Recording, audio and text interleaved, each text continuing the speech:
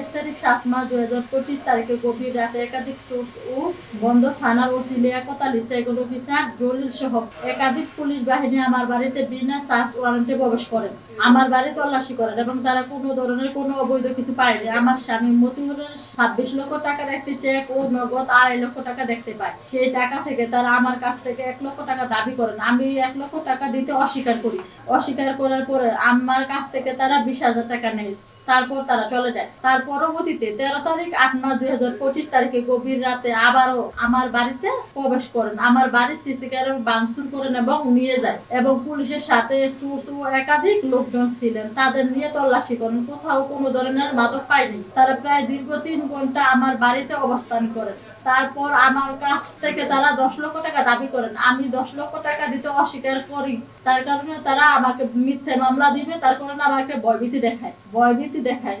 আমি তাদের কথায় প্রতিবাদ জানাই, কিন্তু তারা আমার কোনো কথা শুনে না শোনার পরে অনেকক্ষণ পরে তারা বলতেছে যে আমার বাসায় এই যে মাদক পাওয়া গেছে। আমি তাদের কথা প্রতিবাদ জানাই যে আমার বাসায় কোনো মাদক ছিল না এবং আমার বাসায় কোনো মাদক নাই। এগুলা করার পর আমার সাথে তাদের অনেক বিতর্ক হওয়ার পরে আমাকে টানা হেঁচড়া করে তারা আমাকে নিয়ে যাওয়ার আগে মানে আমাকে দস্তাদস্তি হওয়ার পরে আমার চুলোতে মুঠি ধরে আমাকে অনেক মারপিট করে। তারপর আমার মেয়ে আমাকে ধরতে যাওয়ার পর আমার মেয়েকে তারা কনস্টেবল ভিত্তি আমার মেয়ের গায়ে আঘাত করার পর আমি বললাম যে আপনি ঠিক আছে আমাকে ধরতে গেছেন, আমার স্বামীকে বিশ্রাইতে গেছেন, কিন্তু আমাকে নিয়ে যাইতেছেন। তারপরেও কিন্তু আপনি আমার মেয়ের গায়ে হাত তুলতে পারেন না। তুললে আপনি আমাকে মারতে পারেন, কিন্তু বিনা কারণে তো আপনি আমার মেয়ের গায়ে হাত তুলতে পারেন না।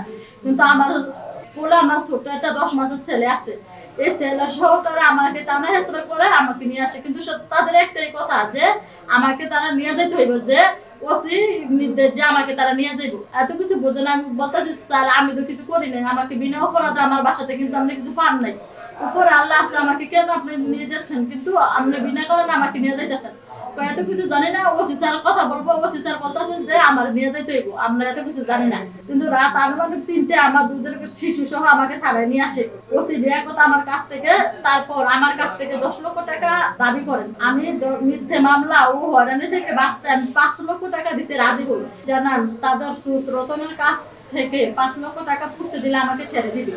13 তারিখ সকাল 10টায় বন্দর ঘাট প্রিমিয়ার ব্যাংক হতে আমার পরিবারের লোকজন টাকা উত্তোলন করে সোনাকান্দা কিনা মোড় থেকে রতন সহ থানায় যায়। রতন ওসির রুমে গিয়ে দাবিকৃত টাকা পৌঁছে দেয়। 5 লক্ষ টাকা দেওয়ার পর পুলিশ আমাকে 10 পিস ইয়াবা ট্যাবলেট দিয়ে কোর্টে চালান করেন। তারপর 8 মাসের দুধের শিশু সহ আমি বিনা অপরাধে জেল থাকি। এই সমস্ত হয়রানি আর সামনের দিকে আমরা না হতে পারি। আমাদের 2 দিন পর আমাদের বাসায় যায় যে আমাদের টাকা চায়। 2 দিন পর আমাদের মিথ্যা হয়রানি থেকে আমরা মুক্তি চাই।